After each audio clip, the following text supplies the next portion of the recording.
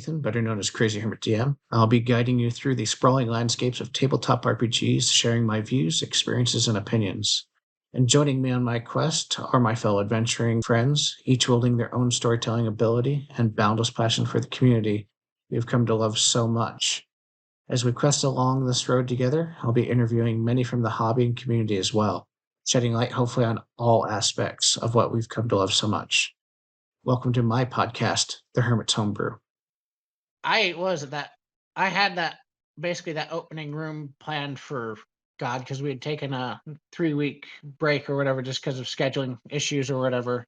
Yeah. And it's just like I want to do a trap right as they get in the door. And I thought, what was it? 3 ropers to hold them down and then just have these intellect devours because it's an aberrations that have taken over this forge. These intellect devours has come down. I go, oh, they're like little tiny sacks of HP, so they'll just shoot them real quick. Well, it kind of backfired a little too much.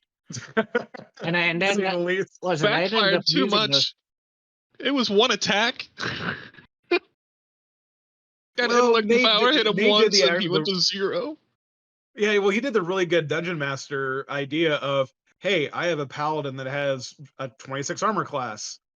Hey, let's attack the save. And I mean, I'm not Will Wheaton-esque when it comes to rolls, but I'm dang close. So, hey, make an intelligence save. Oh, okay. Yeah, that's a fail. Oh, really? Oh, I'm gonna roll max damage on the intellect attack. Oh, okay, cool. My character's at 0 intelligence and passes out. Oh my. There were 3 other intellect devours or something there. Yeah. The other devious thing that I did, and if any dungeon master wants to rip this off, go right ahead because it worked way too good. I used with the ropers because they're big, just stalactite pillars. Yep. I used actual terrain pillars where they would be because they're inanimate when they're hiding. So the group just walked in to these 4 pillars and then just fell right into the middle of the trap, not thinking that, oh, I've put out these pillars a dozen times before. Why would these be monsters now? Yeah, and so now that works very well too. Yeah, to where now from here on out, it's gonna get to that point to where, oh, we put pillars out. Okay, everyone start poking pillars. Everything's a mimic. Everything's a mimic, exactly. Or was it? I think at the end of the last session, you guys were talking about going back to 1st edition, like basically thoughts of 10-foot pole everything. Yeah, like everyone just get it, the longest spear we can find, and literally just Oh my gosh. But no, that would grind the campaign to a halt, like really. But no, just going back to the good tactics. It almost did. Anyway, like we almost lost the campaign right there. That is true. Yeah, the 2 big moments in that was when because my character did get taken over by one of the intellect devourers, and so suddenly the tank of the party is now fighting against them. Didn't that happen in Critical Role with Grog? I think so, yeah. Yeah, so I haven't watched a lot of the first campaign. I really got into the second one, and I haven't watched the new one hardly at all. Yeah, I think it happened to Grog the Barbarian in Critical Role, but luckily our Warlock had the banish spell still, and so she banished my character for 10 rounds, and so the party could mop up the ropers and the intellect devourers that were left. And then it's like, okay, well, when my character comes back, you're gonna have to figure out how to fight a 26 armor class. And like, oh, okay, none of our spells attack saves anymore. We're tapped out on resources.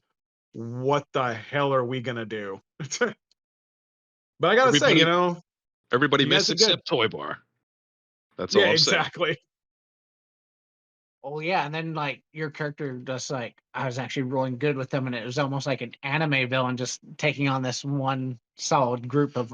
Yeah, exactly. It's like this is what happens when my character takes the gloves off. Like, oh, I actually made him more terrified than I thought I did. Great. So why can't I roll that? This is what happens when someone rolls good with my character. Right. He's actually as good as I want him to be. He's broken. When I run him, I can't roll for jack. And it's like, oh, I got down to 0 hit points again? Great.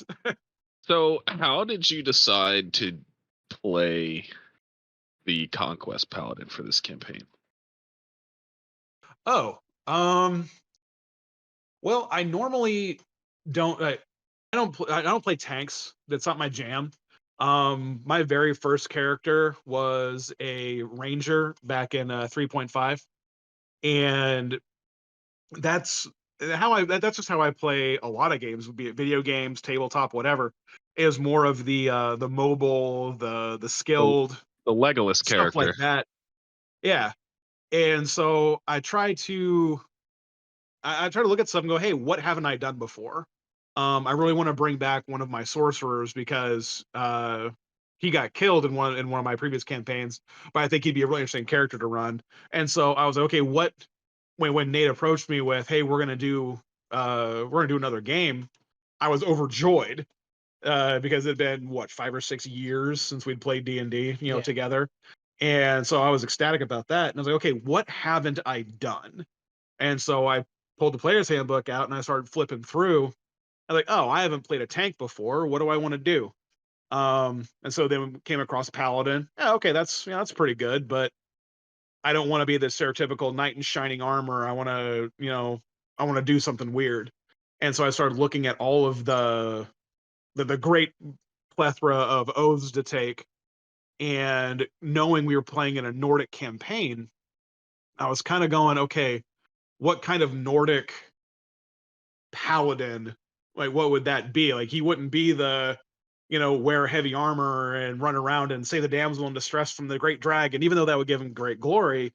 That's just not, what you think when you think Nordic. And so I started thinking, oh, hey, Conquest Paladin's pretty cool. And they have a lot of like fear abilities and everything.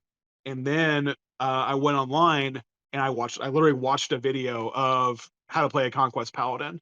And the literal first thing they said is, think of Darth Vader. And I went, oh, okay, that's kind of interesting. And so I watched it went down that rabbit hole. How to play Darth Vader in 5th edition. Well, then they started like, oh, hey, well, instead of being a paladin, be a warlock. And I was like, no, I want to be a paladin. So I stay with paladin. And so just in the back of my mind with a conquest paladin, I'm not interested, he's not interested in the truth. He's not interested in justice. He is interested in compliance.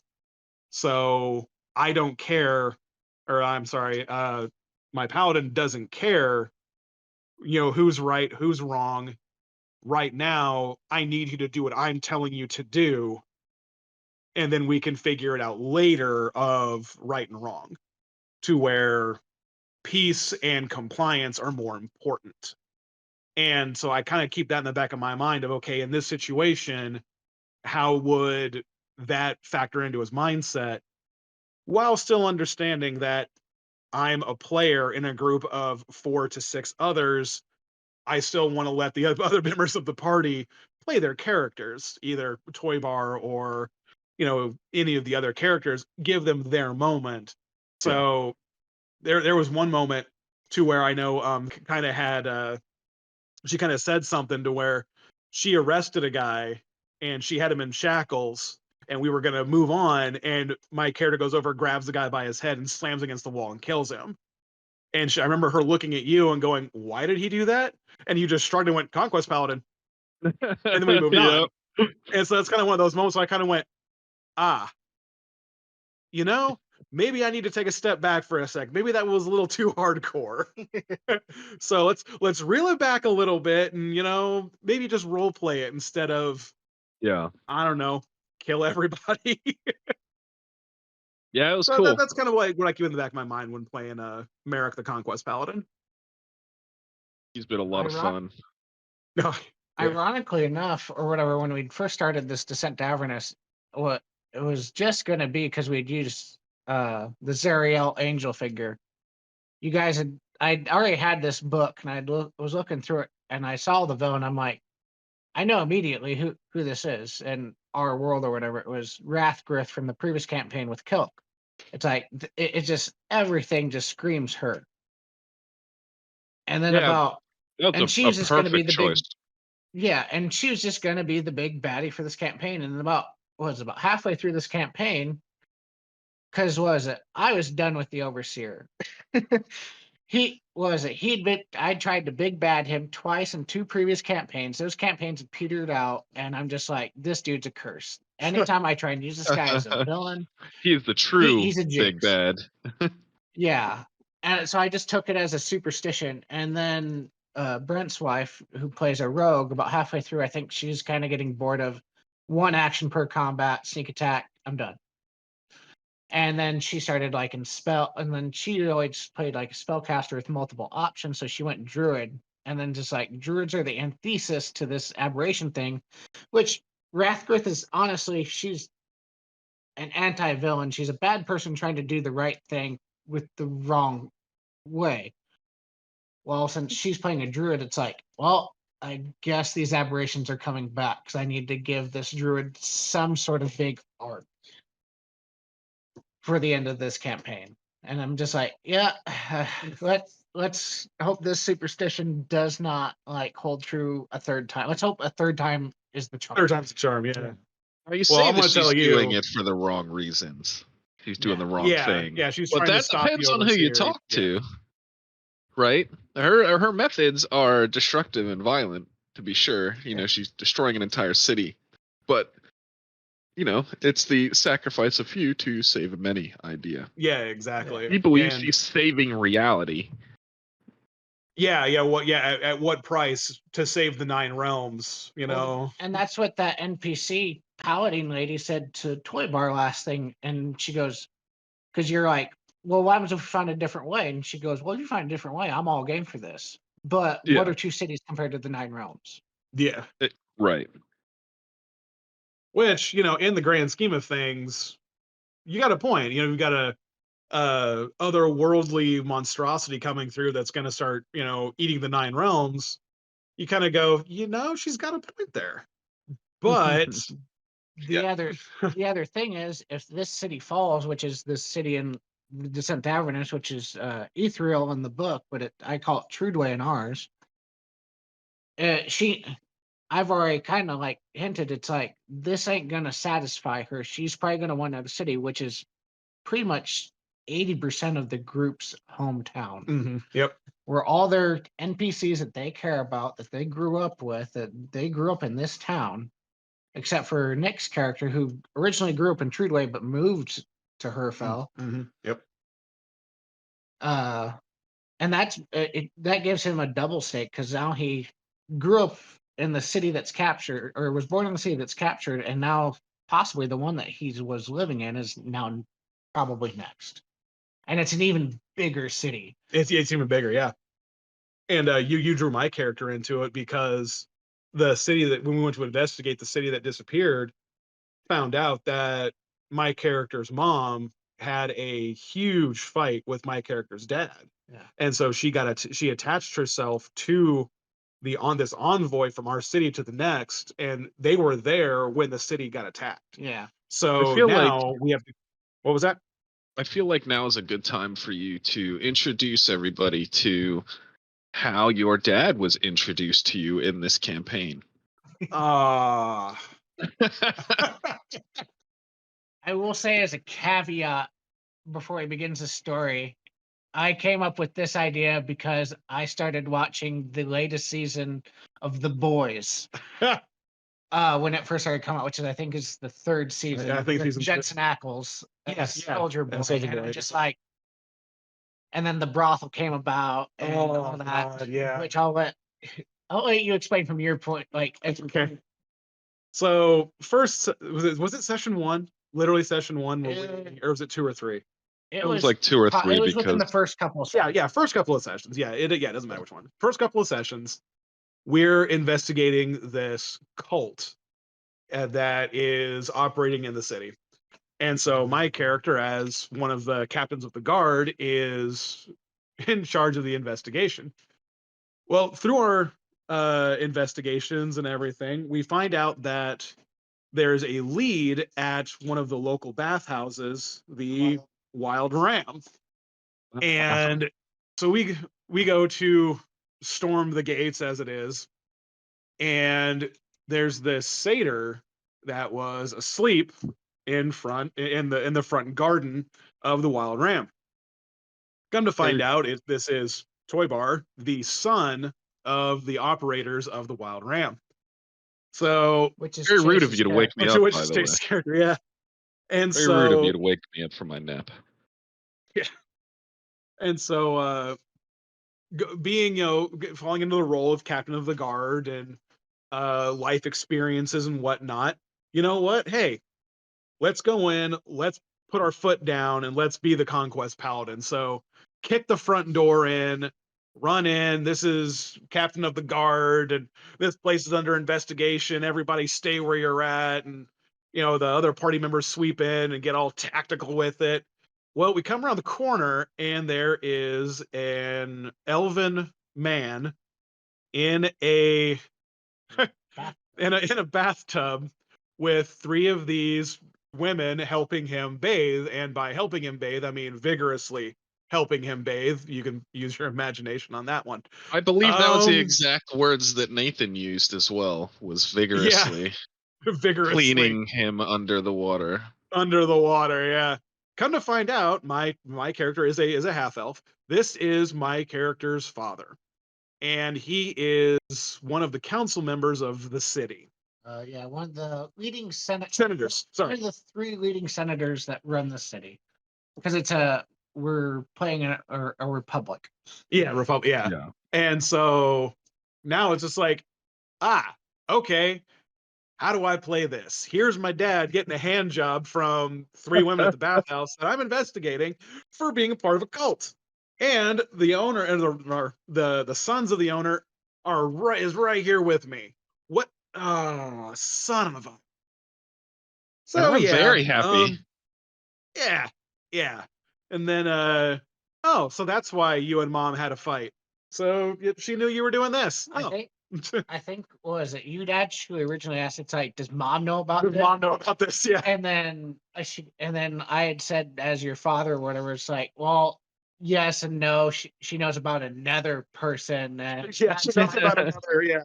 and that's why she kind of left on a peace envoy with basically one of the very arch senators that basically the three ruling senators for a trade deal or whatever, Yeah. because we're not seeing eye to eye at the moment. We're not seeing eye to eye. Is that what you're calling it? Yeah.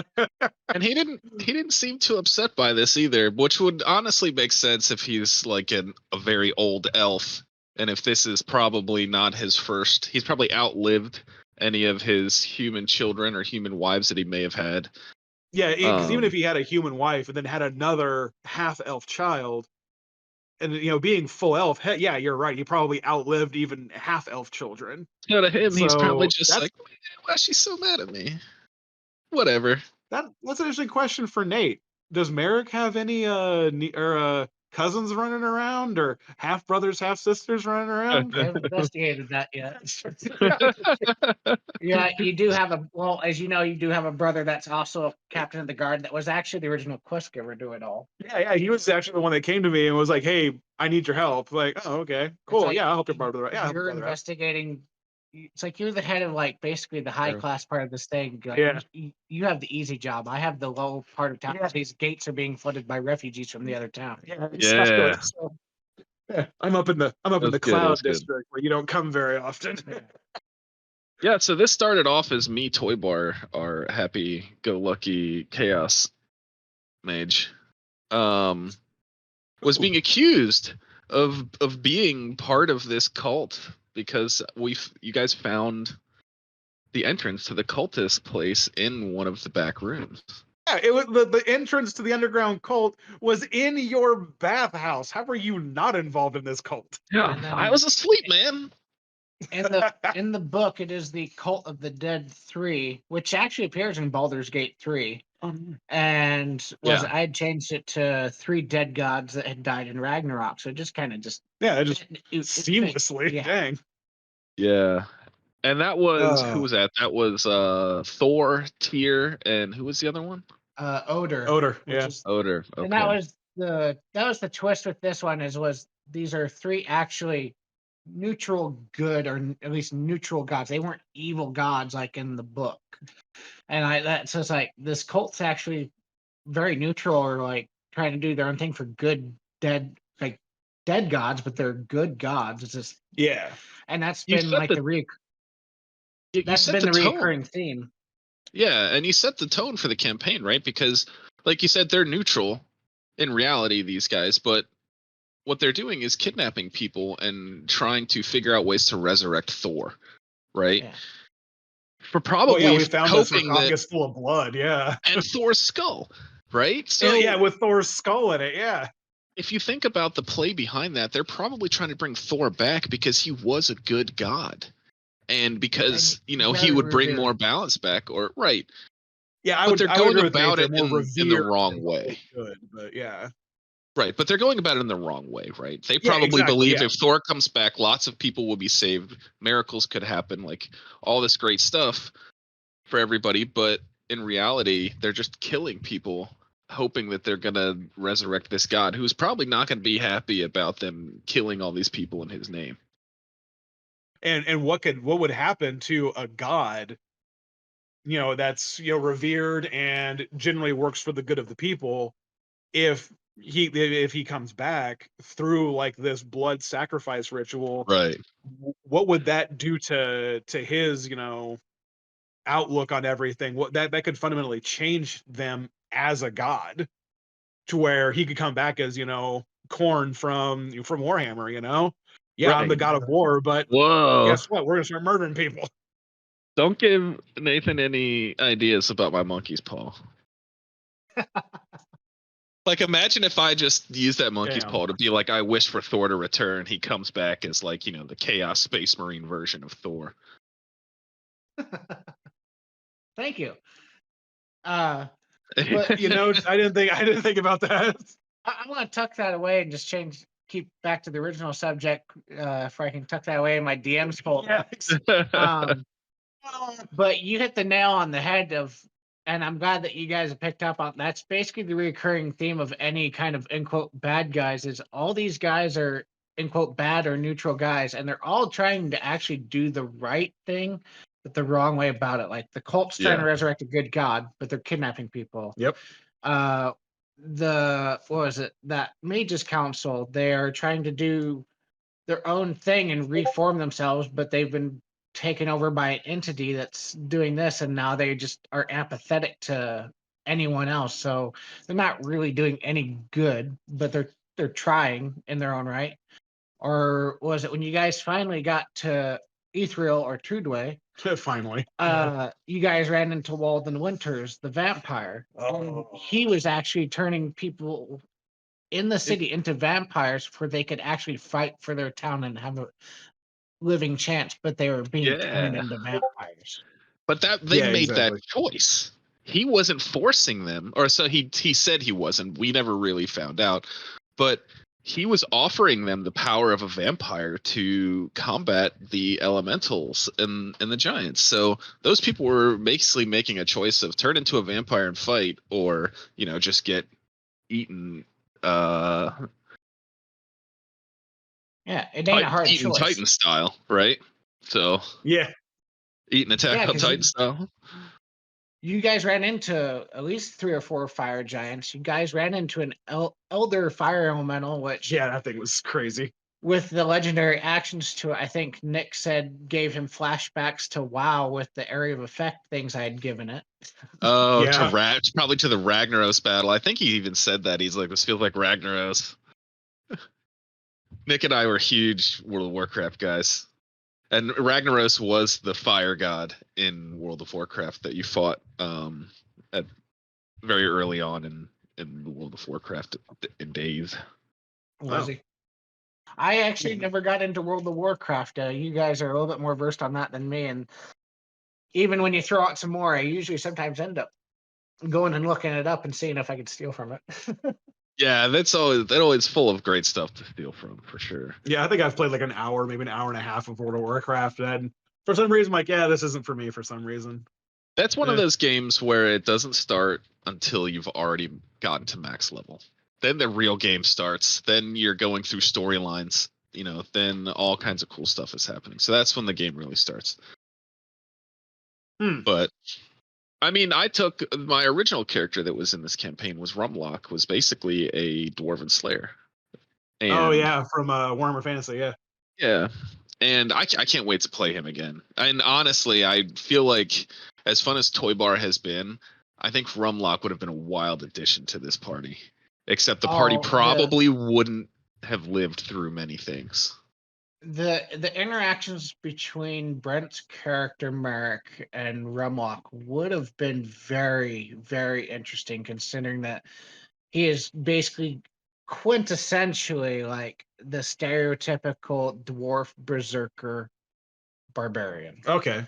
Yeah. that would be vastly different than Merrick's interactions with Toy Bar, the Satyr Chaos Mate, sorcerer. Yeah, that's it honestly, it would probably even change the tone of the campaign in general, because Toy Bar does kind of keep it like a little bit lighter and a little bit less heavy, I guess, is a better word for it, because we've got a lot of these big heavy ideas of saving the realms, and there's people being sacrificed to like eldritch beings, and then Toy Bar is over here, hey, dancing lights. Yeah. I try, and that's how I try to play Toy Bar, right? I try to be the counter to your authoritarianism as your character. Yeah. Whereas Toy Bar is very lighthearted. He's very chaotic, whereas he doesn't think a lot about repercussions, because weird things happen to him all the time. So to him, there's no difference, right? Doing something a little chaotic but it's fun is better than just being told, no, you can't do that because bad things might happen. Well, bad things are going to happen to him either way, so he might as well have fun doing it. And yeah, exactly. Yeah. But he also does value other people's lives, right? He's not actively trying to put anybody in a bad position. No, yeah, he's not trying to screw people over. Yeah. Yeah, he's just trying to have fun in life. And I haven't taken him down that normal sorcerer route of throwing fireballs, right? I don't even have the spell. Gasp. Toy Bar's only main attack spell is Chaos Bolt. Yeah. Oh yeah, that's true. I guess color spray does effects. It doesn't really do damage, does it? Right. I can throw I have the cantrip, the fire cantrip to throw a little firebolt. But if I'm attacking, I'm generally using Chaos Bolt almost every time. Otherwise, I'm using more chaotic things that I don't really have control of what happens to them.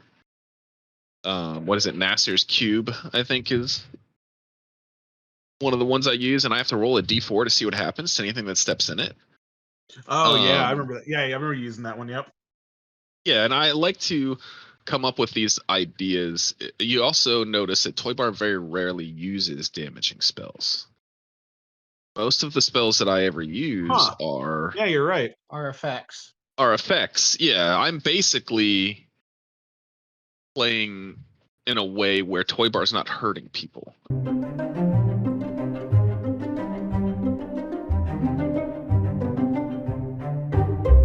Hey everyone, thank you so much for watching this episode of the Hermit's Homebrew. We have another episode coming out next Wednesday. Please like, follow, and subscribe to the podcast and support us as we continue to level up and grow. You can follow me on Instagram and TikTok, YouTube, Spotify, Threads, Reddit, and Patreon. Joining me on this podcast were my friends Brent, better known as Langeministudio on Instagram, and Chase, better known as Kilk on TikTok, Twitter, or X. Thank you.